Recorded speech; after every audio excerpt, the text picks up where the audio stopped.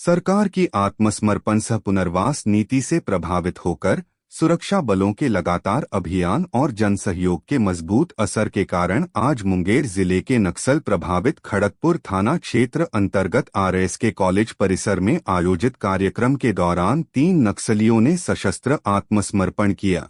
कार्यक्रम में बिहार के DGP Vinay Kumar, ADG headquarter सह law and order Kundan Krishnan, STF SP Sanjay Singh सहित कई वरीय पुलिस पदाधिकारी और बड़ी संख्या में स्थानीय लोग मौजूद रहे। क्या यह बदलाव की सबसे बड़ी तस्वीर नहीं है? आत्मसमर्पण करने वालों में 23 नक्सली कांडों में फरार जोनल कमांडर नारायण कोड़ा, 24 नक्सली कांडों में फरार जोनल कमांडर बहादुर कोड़ा तथा 3 नक्सली कांडों में फरार दस्ता सदस्य विनोद कोड़ा शामिल हैं। इस मौके पर पूर्व में आत्मसमर्पण कर चुके नक्सली रावण कोड़ा और भोला कोड़ा के परिजन भी कार्यक्रम में उपस्थित रहे। भावनात्मक पल था यह।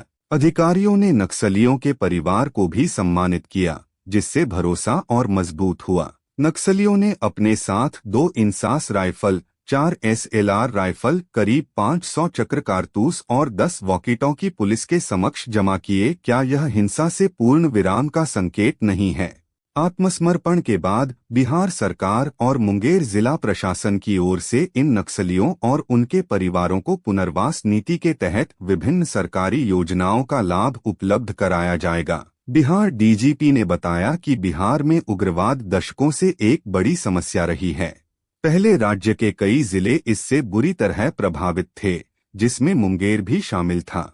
दुर्गम और जंगली क्षेत्रों के कारण विकास में देरी हुई, लेकिन वर्तमान सरकार की विकास योजनाओं, प्रशासन की संवेदनशीलता और लगातार प्रयासों से लोगों को मुख्यधारा से जोड़ा गया है और यही तो असली जीत है। नतीजा साफ है।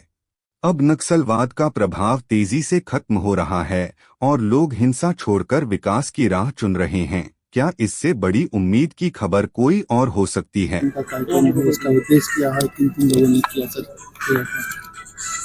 देखिए, वामपंथ उग्रवाद की जो समस्या थी भारत में, उसमें प्रत्येक राज्य काफ़ी तेजी से इसमें उपलब्धियां हासिल की है।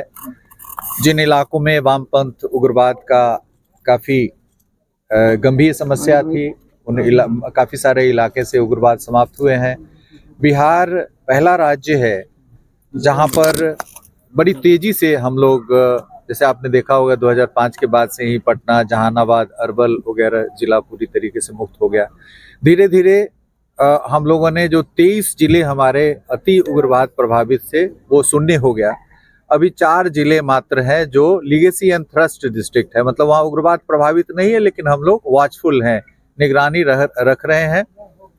और जो उग्रवाद प्रभावित इलाके थे उनमें विकास की परियोजनाओं का इतना सूत्रण हुआ है और उसको पूरा सैचुरेट, संतृप्त कर दिया गया है कि वहाँ पर आप अभी जाएंगे तो वहाँ एक से एक विकास की परियोजनाएं हैं। वहाँ सड़क, एक्सप्रेसवेज, नेशनल हाईवेज वगैरह का स्थापना हुआ है, स्किल डेवलपमेंट किया गया है, स्कूल्स, कॉलेजेस एस्टेब्लिश हुए हैं।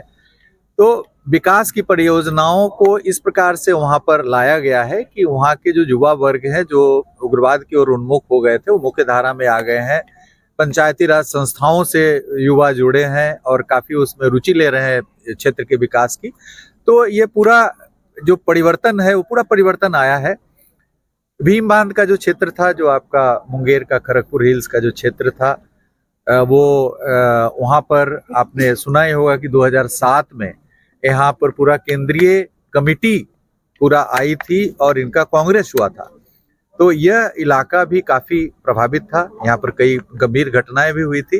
तो यह इलाका भी अब पूर्ण रूप से कहें कि एकदम ही नगण्य 1-2 लोग बच गए हैं और सभी जो सक्रिय सदस्य थे उग्रवाद संगठन के, उन सभी इधर गिरफ्तार हुए हैं, आत्मसमर्पण हुए हैं और पूरा इलाका ये क्लियर हो चुका है। अब क्लियर होने के बाद हमारा सबसे बड़ा यह उद्देश्य है कि उस इलाके को विकसित करा जाए।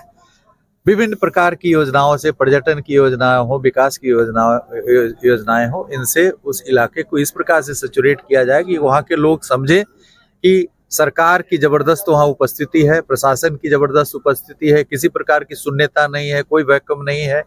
और आज की तिथि में इतनी योजनाएं हैं, इतनी सारी योजनाएं हैं कि उन योजनाओं को सफल पूर्वक वहाँ पर क्रियान्वित किया जाएगा और इलाके को पूरी तरीके से विकास से जोड़ा जाएगा। और काफी वहाँ पर चंद वर्षों में ही आपको दिखेगा कि पूरा खड़गपुर इलाका जो है वो पर्यटन और हर दृष्टिकोण से काफी विकसित दिखेगा।